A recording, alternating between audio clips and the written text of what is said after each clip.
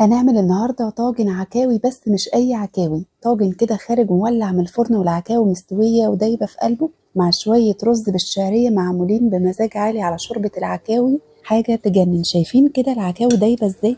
مش مستحملة الشوكة، طالعة من العظم زي ما انتوا شايفين كده. طريقة سهلة وبسيطة، والسر كله في حاجة واحدة صغنونة قد كده هقول لكم عليها واحنا شغالين. عندي هنا العكاوي، جبت بقى حلة نزلت فيها بمعلقة زبدة أو سمنة اللي عندكم استخدموه. وبعد كده جبت بصلتين كبار مقطعهم قطع كبيره بالشكل ده، هبدا اشوح فيهم لحد ما ياخدوا لون كده بسيط. هنزل عليهم بربع معلقه سكر، دي هتكرمل البصل بسرعه، وكمان هتدي لون حلو قوي العكاوي وهتساعدنا في التسويه السريعه. ننزل بقى بقطع العكاوي بالشكل ده ونقلبها لحد ما تاخد لون حلو اللي انتوا شايفينه ده، اللي هو لون الكرمله او لون التحمير. وفي الوقت ده ننزل عليهم كام فص حبهان وقرنفل ومستكه وورق لورا، نص معلقه فلفل اسود صغيره، ونقلب كل الحاجات دي مع بعضها كده. العكاوي اتشوحت مع البهارات، هتدينا طعم وريحه حلوه قوي.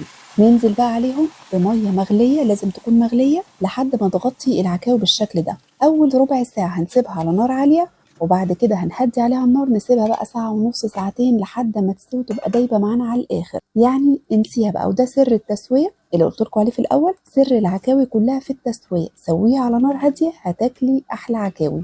هنا كده خلاص هي قربت تستوي، هظبط بقى الملح بتاعها واسيبها كمان ربع ساعه على النار لحد ما اعمل الخطوه اللي بعد كده. بعد كده جبت صينيه نزلت فيها بمعلقه سمنه، وهنزل عليها بقى بصل كتير، يعني العكاوي بتحب البصل وبتدي لها طعم حلو قوي. اي كميه بصل انت عايزاها انزلي بيها، قلبي كده في البصل كويس جدا لحد ما ياخد لون شفاف. ننزل بقى في فصين توم مفرومين، شويه طماطم متقطعه كده مكعبات بالشكل ده، ونبهرها ملح فلفل اسود، 7 بهارات او بهارات لحمه، بشرة جوز الطيب ودي اختياري، لو مش عايزة تضيفيها خلاص. ونقلب بقى الحاجات دي كلها مع بعضها كده ونسيبها تتسبك شوية. وفي الوقت ده انا حطيت الطواجن عندي في النار، لازم تسخن، بتديلنا برضو طعم حلو قوي. شغلت الفرن وسخنت ودخلت الطواجن تسخن فيه. نجيب بقى العكاوي بعد ما استوت وبقت دايبه معانا، هننزل بيها كده في الخلطه الرهيبه اللي احنا عملناها دي ونقلبها في قلب بعضها، وكمان ننزل عليها بشويه شوربه ونسيبها على جنب شويه. هنا بقى الطواجن بعد ما سخنت شايفين بتغلي كده، اول ما نزلت فيها بالعكاوي ده بيفرق جدا في طعمها، بيخلي طعمها احلى. هنحط العكاوي نقسمها كده على طاجنين او طاجن واحد كبير، وكمان نزود شويه شوربه عليها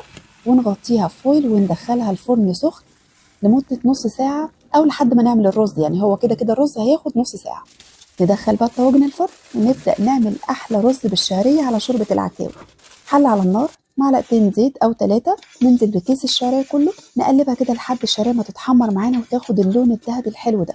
كوبايتين او 3 رز، دول 3 كوبايات رز مغسولين، انزل على الشعريه بالشكل ده وابدا اشوحه كويس جدا مع معلقه ملح. وبعد كده هنزل عليه بميه مغليه، انا هنا عملت نص ميه ونص شوربه العكاوي يعني. وننزل بقى بشوربه العكاوي عليه.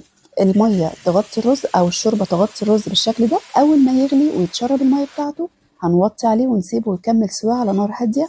وبس كده، دي اسهل طريقه للرز بشعريه من غير اي افتكاسات. لكن عايزه اقول لكم ان شوربه العكاوي مدياله طعم حلو جدا، احلى من ان احنا لما نعمله بميه بس.